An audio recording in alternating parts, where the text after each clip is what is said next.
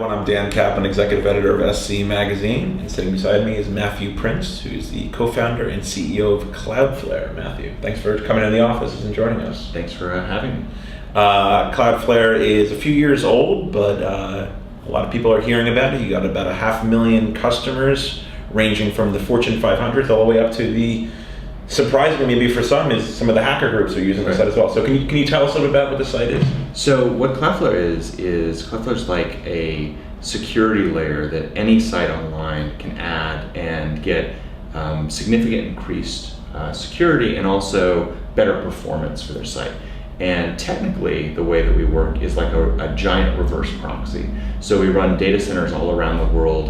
We have 14 today, actually adding 9 more over the course of the next 30 days to bring us up to 23. And traffic to a website will pass through our network before going back to the origin server. And we can clean and accelerate that traffic as it passes through so that, you know, if a hacker's trying to hack your site, it actually gets stopped by us at the edge of our network, rather than never even gets to your data center, making sure that you're as fast and safe as possible.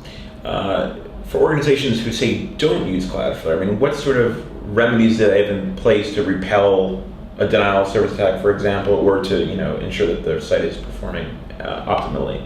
It's really hard. Most of the solutions for something like a denial of service attack in the past have been a box-based solution. So you buy a piece of hardware and you stick it in your data center. And the challenge is often that if you're under a denial of service attack, ordering a box and then installing it in your data center, that's a month-long process, and you need a solution right now. What's great about Cloudflare is you can sign up. It takes about 5 minutes to sign up. It's just a simple DNS change. And we've seen times when there have been very large denial of service attacks launched against prominent sites, and they'll sign up for us, and within a couple of seconds they're back online. Wow. You've had some, over the course of a few years that you've been at the company, you've had some very interesting stories. You told one at RSA about LulzSec, which was the hacktivist group, which is now disbanded, but they were using your services for that month-long stretch or so where they were wreaking a lot of havoc. And as a result, a lot of people were trying to take down their website, but here you guys were helping them stay online. That must have been quite an interesting few weeks there. It was. I think that there were two things that were interesting about that. The first was, philosophically, as a company, we had to sort of make a decision of what we stood for. Were we going to go through and on a site by site basis decide, this is content we agree with and we're going to let it on, this is content we don't agree with and we're going to kick it off. And we decided through this that we really didn't think that it was our position to be an internet censor. And so because we're just a pass-through network, you can't actually launch a hacking attack using our network. It makes it so that we made the decision that we didn't want to choose, was this good content or bad content, and allow that to be on our network. And so, we let someone like LulzSec continue to use us, even though it was kind of controversial. The other thing that was interesting, though, and this actually helped feed the decision, was no one gets hacks launched against them like hacking groups. So LulzSec was just constantly under attack while they were on our network.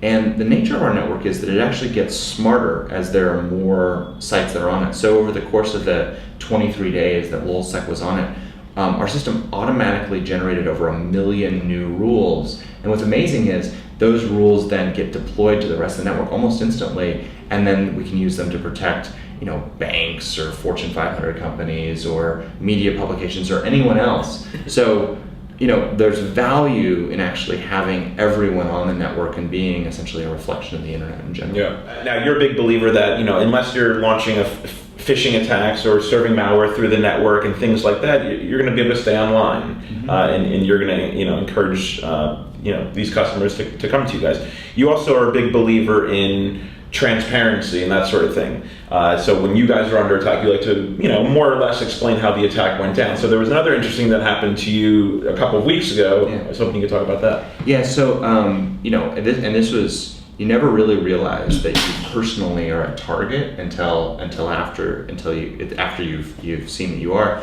But what happened was, about 2 weeks ago, my personal Gmail account was compromised. It started out with a hacker called AT&T up, and they were able to convince AT&T to reroute the voicemail for my AT&T cell phone. And then once my voicemail was rerouted, they could initiate a password recovery for my Gmail account that then got sent to my phone. I saw a strange number call, sent it to voicemail, and then the PIN number got onto that. They then used my personal Gmail in order to get into my corporate email account. They used then the corporate email account in order to get into one of our customers' accounts. And it was a long series of events. And when we talked, this thing happened. It was a series of events, but it was an hour and a half long. It was like a movie scene in our office with us running around, very aware of what was going on. Sounds wild. Trying to shut it down. It was crazy. And we had security consultants and senior members of the security industry call us up and say, listen, issue a press release, say we take security seriously, this should have never happened, and then bury it underground. And that's just sort of anathematic to what we are as a culture. And so we did quite the opposite, which was within a couple of hours of the event, we'd actually published everything we knew that happened, including flaws in AT&T system, flaws in Google system, flaws in our own system, and said this is how this went down, and tried to share that knowledge with the community. And then we continued to update. We created actually an infographic, which was a timeline of exactly what went down.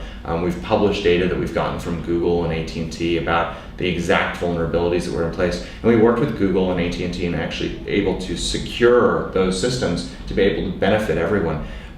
Core to what we think is that where the security industry has traditionally siloed information and locked it behind doors, we actually think that in order for us to win and to create a more secure internet, people have to share that data. And that's the core value of Cloudflare, is that anytime that there's an attack against one of our customers, we instantly and anonymously share that information with the rest of the network.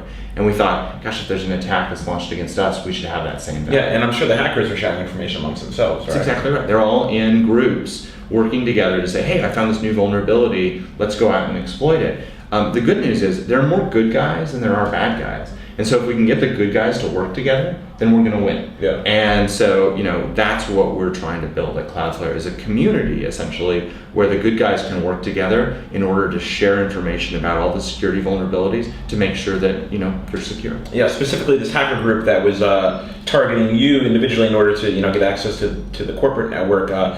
You were mentioning there was a tug of war going on where both of you guys were signed into your personal Gmail account and you were trying to sign them out of sessions and they were trying to sign you out. I mean, it's wild. It's going to make a great scene in a movie someday. Yeah. It was crazy. Yeah. And going forward, tell us a little bit about Cloudflare, what we can look for in the coming months.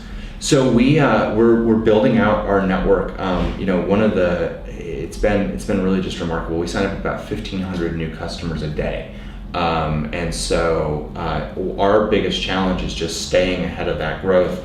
And so we're adding data centers, more data centers in Europe, more data centers in Asia, more data centers throughout the United States, just to make sure that we can provide a network which is so resilient and so robust that it doesn't matter who you are, that you can benefit from being a part of it. Okay.